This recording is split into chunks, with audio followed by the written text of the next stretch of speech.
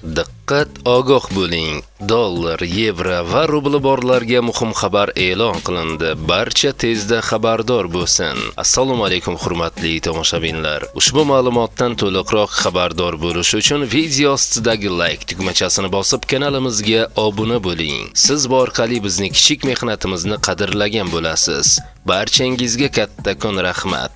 Diqqat qiling. O'zbekiston Respublikasi Markaziy banki xorijiy valyutalarning O'zbek so'miga nisbatan 7-iyul kuni amalda bo'ladigan qiymatini belgiladi. Unga ko'ra dollarning rasmiy kursi 68,15 so'mga oshdi va 12042,05 so'mni tashkil qildi. Yevro kursi 44,26 so'mga ko'tarilib, 13744,80 so'm etib belgilandi. Rossiyaning rubli esa 0,21 so'mga oshdi va 155,03 so'mni tashkil qildi, deyiladi xabarda. Hurmatli tomoshabinlar, videorolik ostidagi like tugmachasini bosib kanalimizga obuna bo'lib qo'yishlikni ham unutmang.